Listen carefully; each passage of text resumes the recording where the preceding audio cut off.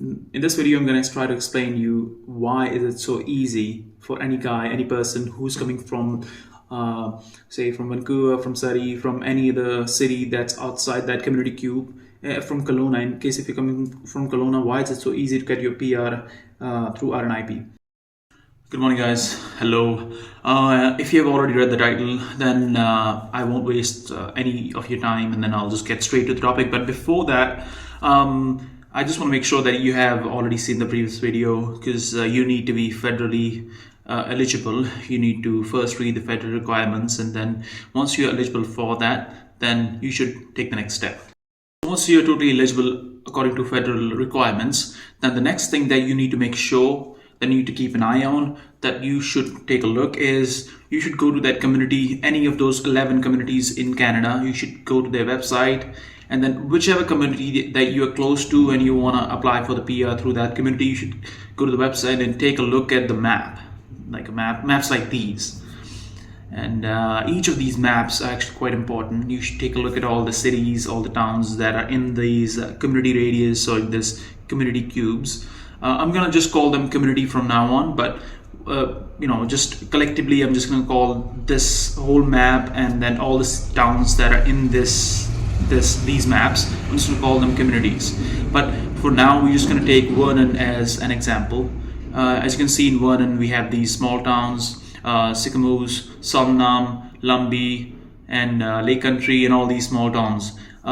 First, make sure that you know all these towns. Now, the next thing is you should take a look at your condition. If you're coming from outside this community and you want to apply for PR through this community, you have to get a job offer that is $23 an hour. That is giving you a job that is $23 an hour, or if the job is actually giving you more than $23 an hour, at least. And this is for Vernon. Each community have their own requirements, but in case you're coming from outside this whole cube and you're going to apply for PR in this cube, then the first thing that you should get is a job offer, which is giving you a job that is more than $23 an hour or equal to $23 an hour. Now, what if I tell you that you can get a job, so you can apply for the PR even if you have a job offer that is only $18 an hour to $23 an hour? Like, that is not that hard, right? You can go to any factory or any job, like any construction jobs that are kind of hard physically, but they can definitely pay you more than $18 an hour. What if you can do that? Like, that's pretty easy, right? For that, the first thing that you need to do is you need to live in the community for 6 months. When you're applying for the recommendation from the community, you should be in the community for more than 6 months. And I'm gonna take Vernon as an example, right? We are taking Vernon as an example. And in the community website, they're saying that if you have more than 30 points in VCRS, what is VCRS? It's a point system. It's a grid that Vernon has created to take out the best candidates out of all the applications that they're getting. Like, for instance, there are going to be, 1,000 candidates, and they can only take 100 candidates. They want to take out the best candidates out of that candidate pool. And each community, like all those 11 communities, have the different point system, and Vernon has this VCRS. I'm going to explain VCRS a bit more, because it's actually kind of confusing.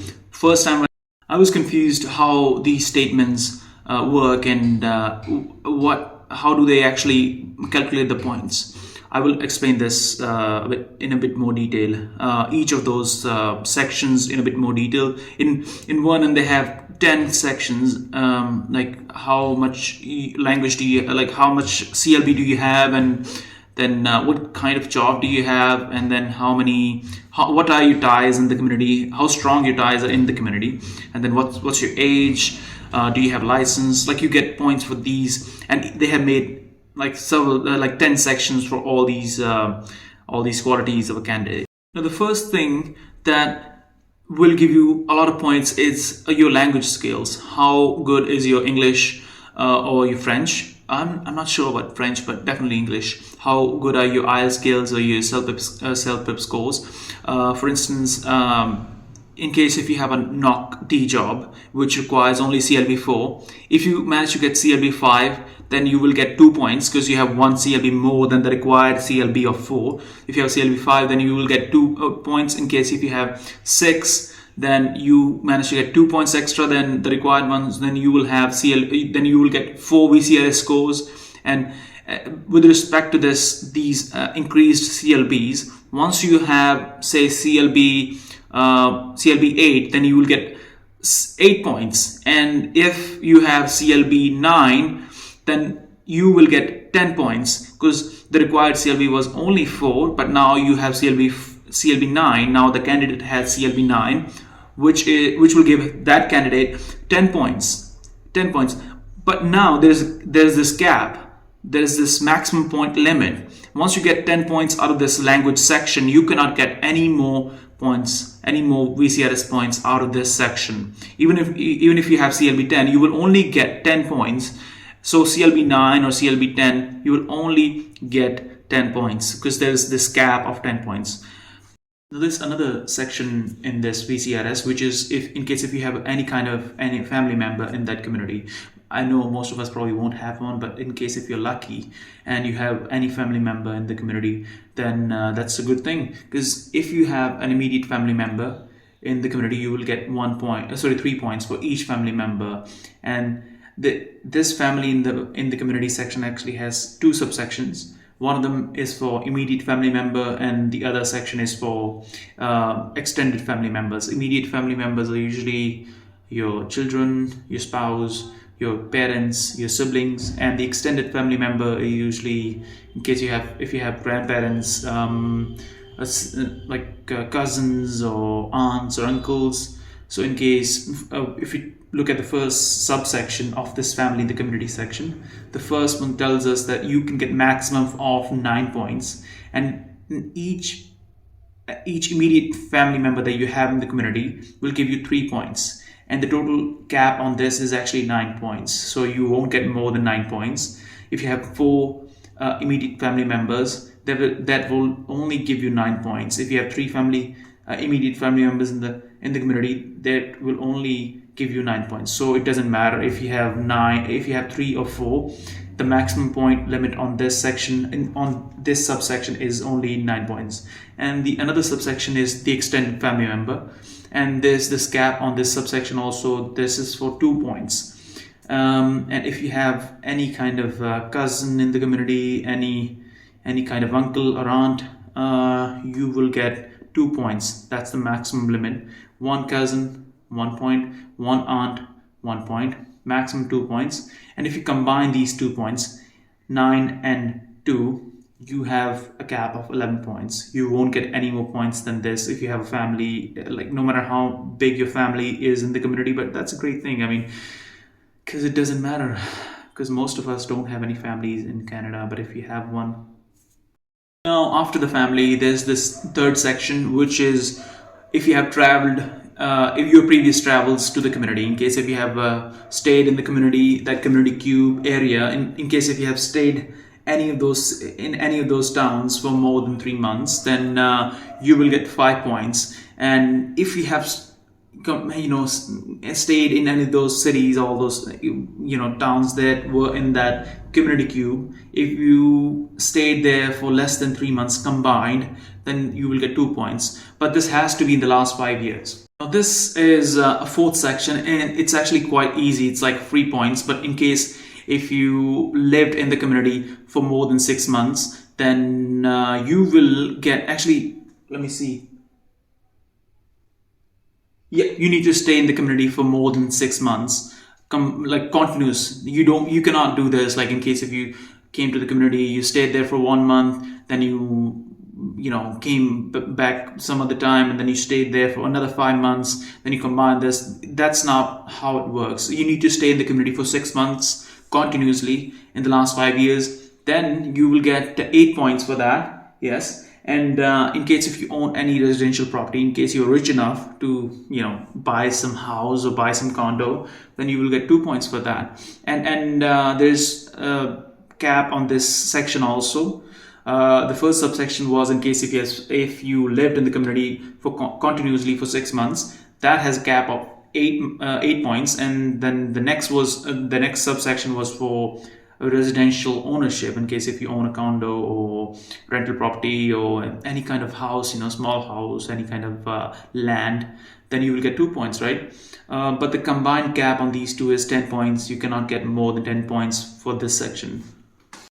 Now this section is the fifth section, and it's actually one of the most easiest and one of the most important sections here.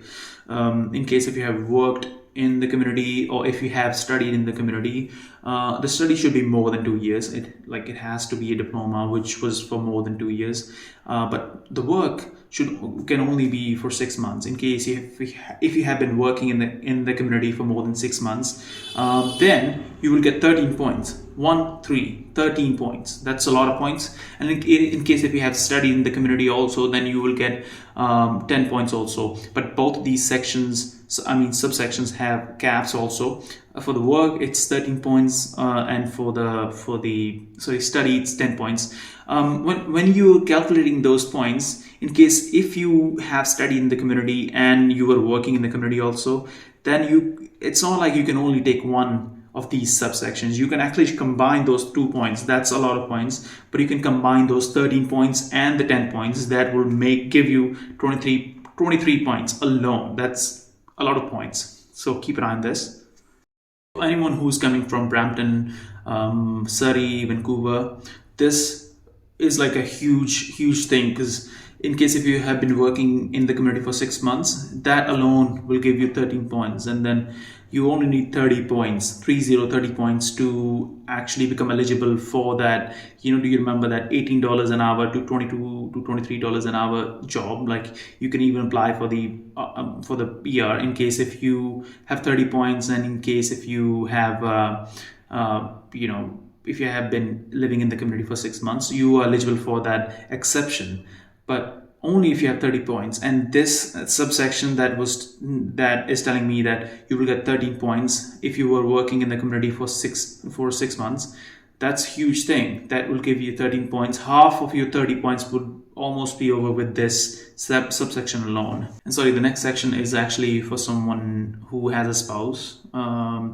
I didn't have any spouse, so I didn't give it much of a thought. But in case if you have one, and if case he or she is working in one of these sections, all these knock codes or all these jobs, then you will get another 8 points. Actually, yes, I'm taking a look. And in case, by some chance, if your spouse hasn't been working in these sections, and somehow that he avoided these jobs, which are like highly unlikely, but if he or she has done this and she hasn't been working in any of these jobs, then she can get some extra points.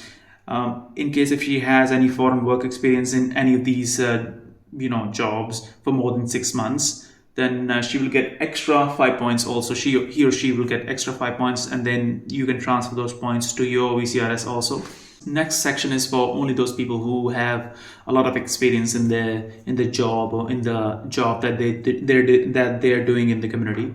Like, in case if someone has any kind of related job experience that they're doing in the community right now, that someone who has done like 5 years of work of the same field in their home country, then they will get extra 5 points for those 5 years. But the work experience has to be related to their current job that they're doing in the community.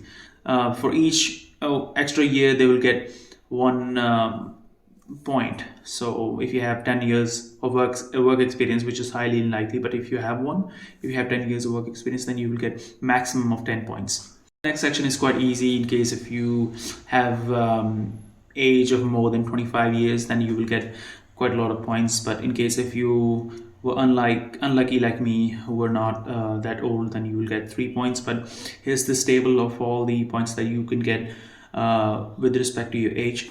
Now another section is for only those people who are really skilled in the job.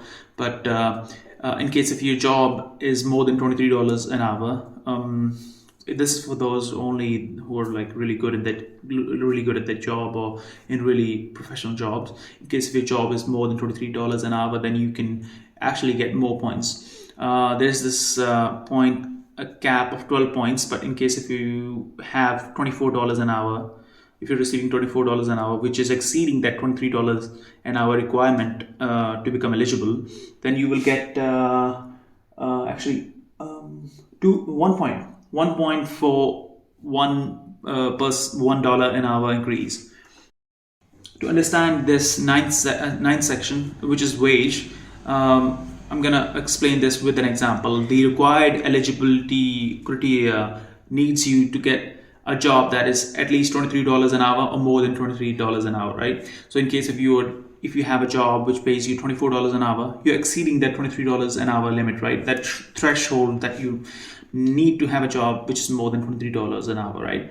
Only some exceptions, like I was talking about, will give you a job or will make you eligible for PR in case if you have a job which is between $18 an hour and $23 an hour. But if in this case, if you have a job which is paying you more than $23 an hour, say in case if you're getting $24 an hour, then you will get 1 extra point in this wage section. And in case if you have you have a job that offers you $25 an hour, you will get 2 points. $26 an hour will give you 3 points.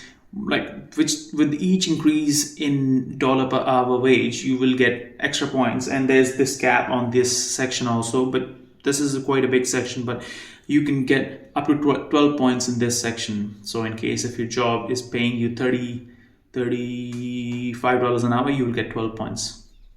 Big section, but it probably is not useful for people like me.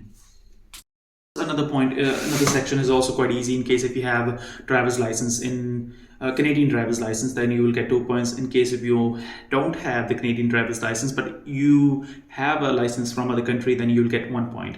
But there's this cap on this section also. You can only get 3 points combined from this, but I guess you cannot get both of these points. In case if you have driver's license in Canada and you have driver's license from some other country, then you cannot combine both these points and get 3 points. You can only get 2 points in this section. That's the maximum number of points that you can get from this section.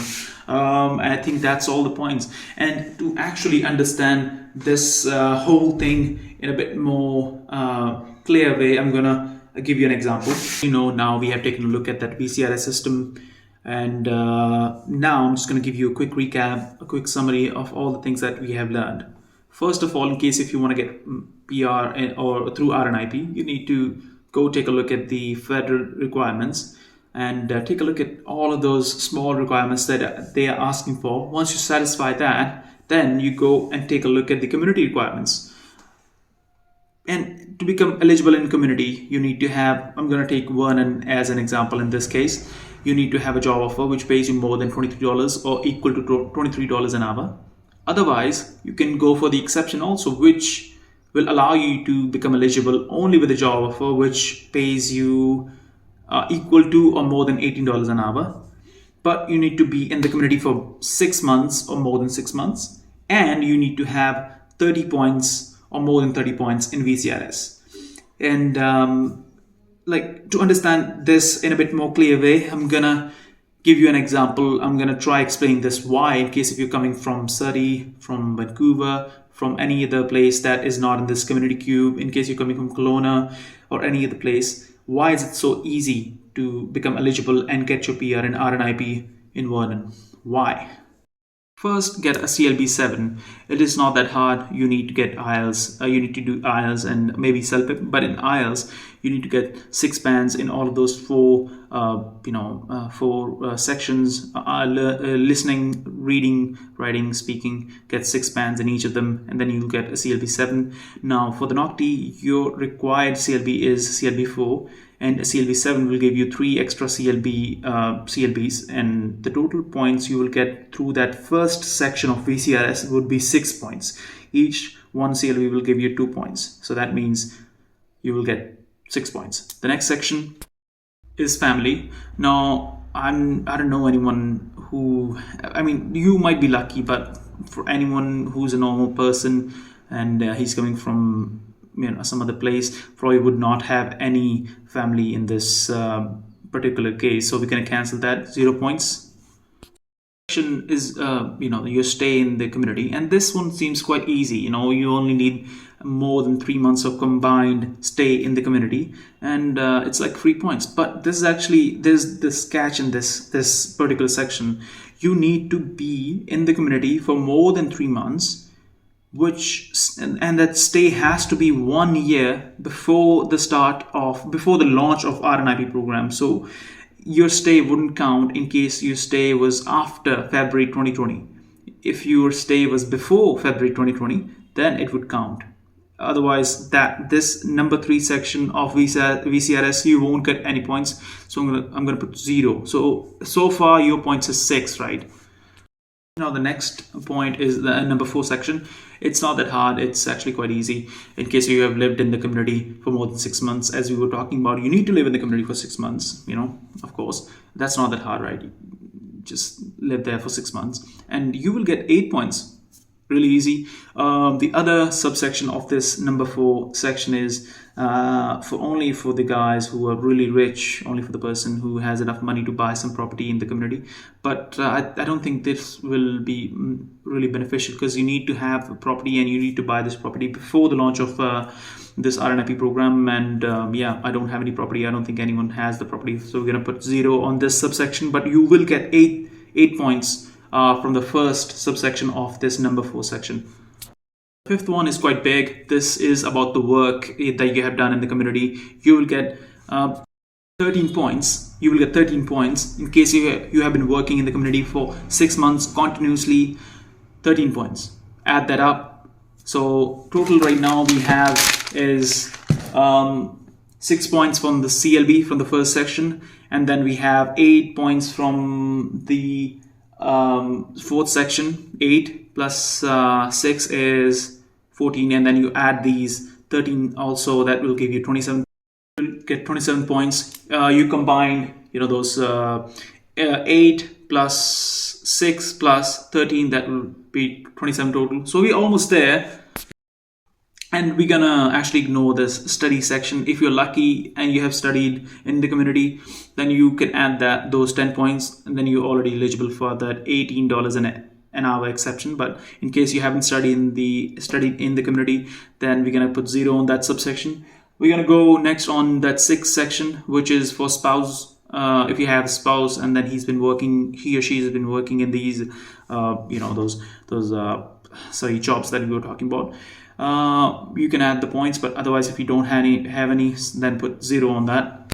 Work experience, again, I don't think anyone has a lot of work experience in this section. In case if you came from India after doing your +2, your 12th standard, and you took a 2-year diploma, then you probably don't have any work experience. So we're going to put 0 on that. The next thing is applicant's age. In case if you have an age of less than 25 years, which most of us probably will have, you will get 3 points. So but in case if you're lucky and unlucky in some case, but if you have an age of between 26 years and 38 years, then you will get 5 points. But in this case, we're going to put 3, because most of us are probably less than 25 years. So you add 27 with 3, you will get 30 points. So as you can see, you already have that $30 VCRS point exception. You already have that. You already qualify for that exception. So that's pretty easy. But we're gonna go on, and the next section is for wage. This is only for those people who have a job offer which pays you more than $23 an hour. I don't. In case if you have any, then you can add points, but I will put 0 on this. And the last section is for driver's license. In case you have a Canadian driver's license, which most of us probably have, but if you don't have any, if you have an Indian license, then you can add that. You can add 1 point more, and then you'll get 31 points. So as you can see, it's not that bad. If you only need 30 points to be acceptable, to become eligible for that exception that I was talking about, which will allow you to get the recommendation even with the $18 an hour, if you were earning $18 an hour. So it's pretty easy, right? So I tried my best to explain this concept in this video, but in case if you think I can do anything anything to improve my videos, or anything that I can add in the videos. To like, the goal of these videos is trying to teach you all the things that I have learned while I was applying for the PR. But in case if I do make mistakes, and if you want me to improve those mistakes, please let me know in the comments. And thank you for watching the video. I really appreciate it. Thank you.